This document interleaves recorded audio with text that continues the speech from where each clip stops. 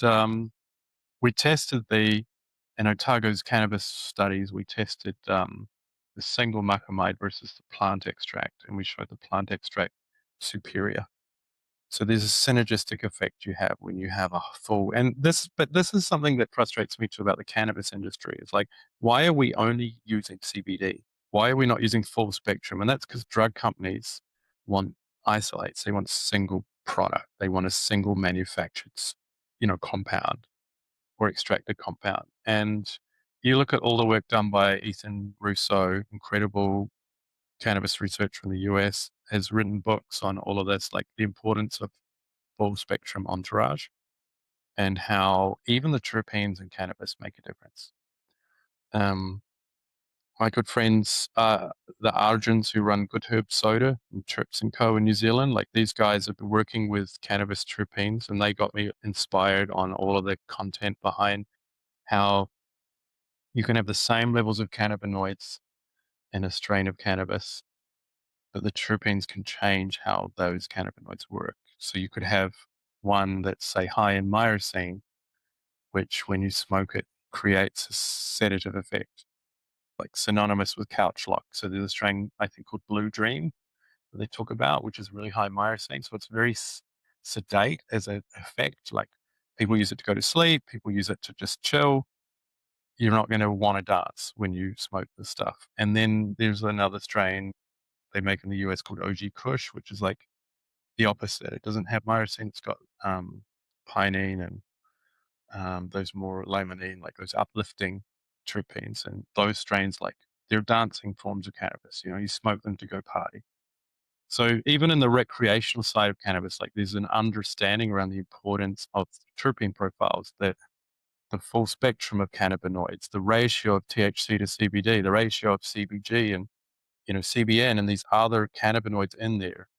But yet, when we look at the industry of cannabis and the way it's regulated, it's like you're going to get CBD extract 30 mgs per mil, pure isolate. So it's it's moving away from nature into that laboratory setting, which is just what you were saying, Tom, about, is that going to happen? Of course it's going to happen.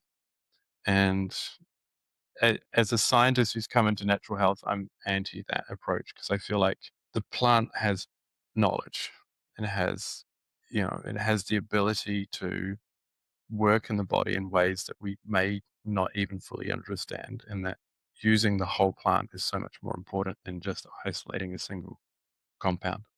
Well, that kind of Yeah. correlates with what we've seen with the supplement industry as well, right? In terms of, you know, and there's initial sort of in the initial stages or the initial phase of the supplement industry where everything was like, here's an isolate vitamin C, here's a vitamin B, here's a, Uh-huh. vitamin D. And then now it's more like, well, actually we understand that they need to work in a complex because for this vitamin to work, it needs this vitamin and, this fat soluble vitamin and this water soluble vitamin to then kind of become in. And then it's that other thing around, the old saying of food be thy medicine, right? Yeah, well, I mean, there's been a pushback towards whole foods again, which I think is Mm. exciting. Like, I'm always about whole food.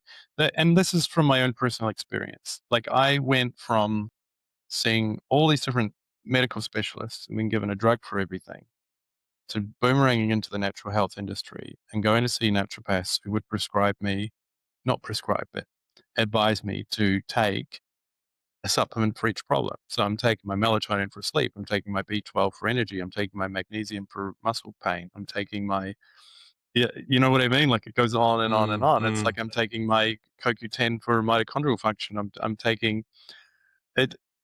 And so I want to be somewhere in the middle where I'm like, why, what's the difference between giving a supplement for every problem to a drug for every problem? Like, surely I don't need all of those things if I'm eating a balanced whole food diet. I always say to people, if you're dealing with a chronic health issue like I went through, you really shouldn't be taking more than three things. I supplement with glutathione. So I take glutathione precursors, but I don't do that all year round. I do it seasonally and I do it when times of extra stress. I take maca, which is adaptogenic, so it works with my entire body. Like people go, "Oh, how did you beat the insomnia with your chronic fatigue? Because that's such a big." Did you take melatonin? And I said, "No, I healed my body. and the insomnia went away, because the insomnia is merely a symptom of a bigger issue, Mm. disbalance and disharmony within my body, and chronic inflammation affecting all parts of my nervous system. So I take maca, and I use things like cacao for cognitive enhancement. I do a bit of lion's mane work sometimes for cognitive enhancement, but those things I do acutely, because they often give you more acute responses. So that's affordable and that's sustainable long term.